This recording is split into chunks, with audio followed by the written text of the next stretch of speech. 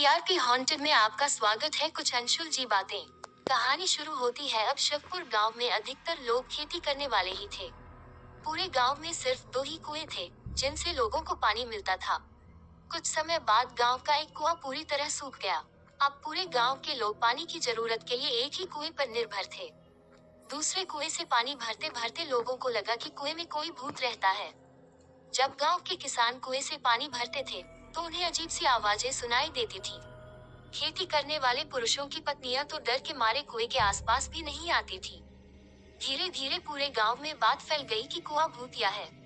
अब रात के समय कोई भी कुएं के पास नहीं जाता था। इसी बीच गांव का एक बच्चा कहीं खो गया।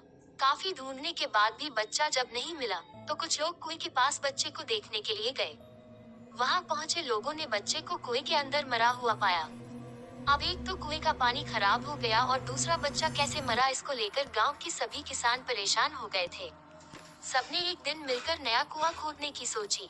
कुछ ही दिनों में कुआं सबने खोद लिया और उसमें पानी भी आने लगा। अब पूरे गांव के लोग नए कुएं से ही पानी भरते थे और भूतिया कुएं की तरफ जाना सबने बंद कर दिया था।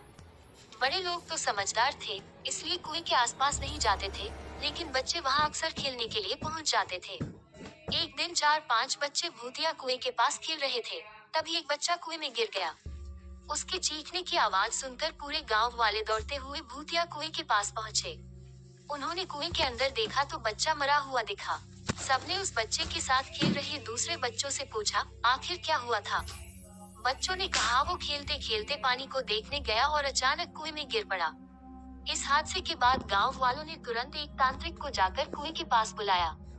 वहां पहुंचकर तांत्रिक ने बहुत सारे मंत्र पढ़े, जिसे सुनकर भूत सबके सामने आ गया। तांत्रिक ने अपनी विद्या का इस्तेमाल करके उस कुएं को छोड़कर जाने के लिए कहा। भूत ने तांत्रिक की बात को मानने से इनकार कर दिया। तांत्रिक ने पूछा, तुम क्यों नहीं जाओगे? यहाँ आकर बच्चे मर रहे हैं, इसलिए तुम्हें जाना ही होगा। भूत ने जवाब दिया, इस कुएं में सालों से मेरा पूरा खानदान रहता आ रहा है, मैं यहाँ से बिल्कुल नहीं जाऊंगा। इतना कहकर भूत कुएं के अंदर चला गया। अब तांत्रिक ने गांव के लोगों से कहा, इस कुएं के मुंह को ढक दो, ऐसा करने से किसी तरह के हादसे नहीं होंगे। ये सुनते ही गांव के मुखिया ने तुरंत काम शुरू करवा दिया।